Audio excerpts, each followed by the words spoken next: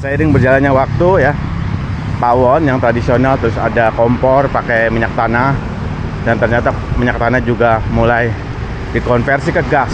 Kalau nggak salah waktu itu zamannya Pak SBY ya, wakil presidennya Yusuf Kala.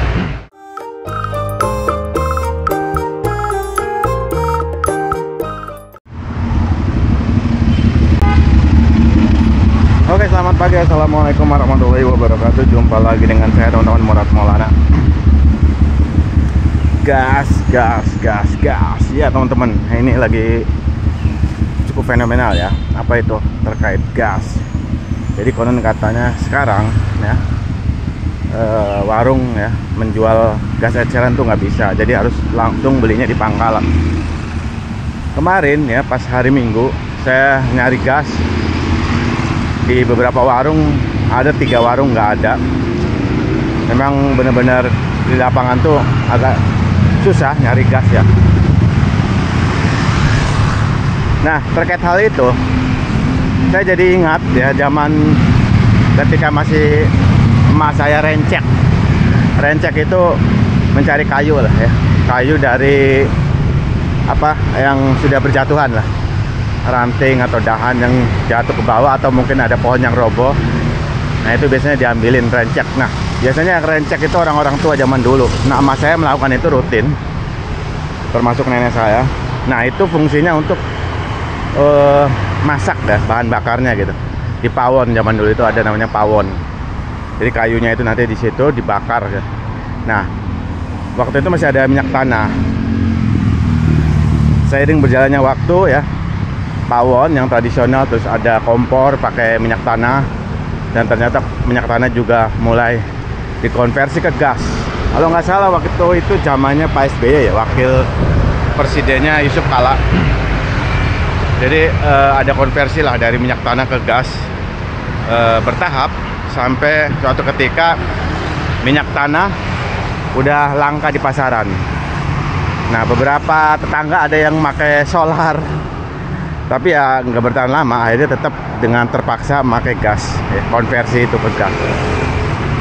Dan sudah berjalan beberapa tahun ya sampai sekarang. Dan sekarang masalahnya gas nggak bisa dijual, konon katanya nih ya, nggak bisa dijual untuk di warung ya, pengecer gitu. Sekarang harus beli di pangkalan. Konon katanya untuk apa ya, semacam nggak ada tanda kutip ya yang nakal-nakal gitu. Tapi benarkah seperti itu? Soalnya di lapangan nih bener-bener ya orang sampai ngantri beli gas loh di pangkalan, karena di beberapa tempat tuh nggak banyak ya, di beberapa wilayah nggak banyak. Sampai saya baca berita sampai sekarang tuh ada yang sampai ngantri, mau berantem gara-gara ngantri beli gas. Ada yang konon katanya sampai ada yang meninggal saking ngantri lamanya. Saya baca judul di Kompas kalau nggak salah, tapi di YouTube-nya ya. Wah, kalau kayak gini ini harus ada kejelasan. Harus ada kejelasan, jangan sampai terus-menerus seperti ini nih. Jadi saya tuh mengalami masa ya itu tadi teman-teman, rencek. Pernah saya tulis juga di buku saya itu merangkai makna tersembunyi sepenggal kisah dari Kampung Mangga. Salah satunya rencek. Di vlog saya juga udah saya publish ya. Terus beralih ke minyak tanah yang hilang, dikonversi dari gas. Dan sekarang gas pun dijual hanya di pangkalan-pangkalan saja. Dan sekarang udah mulai kelihatan nih banyak keributan di mana-mana nih. Ini sebenarnya ngeri kalau udah di tingkat bawah ya. Dulu itu dapat gas itu malah dibagikan ya. Bibi saya dapat gas yang 3 kg itu, yang gas untuk orang miskin, dijual. Waktu itu dijual 100.000. Saking waktu itu takut pakai gas ya, karena kan banyak berita di mana-mana meletup gitu. Sampai sekarang udah mulai banyak yang pakai, udah percaya, dan sekarang terjadi seperti ini. Aduh, nggak tahu nanti sampai kapan ya. Kita lihat aja nanti kondisinya ya. Semoga cepat selesai ini masalah, terutama masalah gas ini, karena vital banget.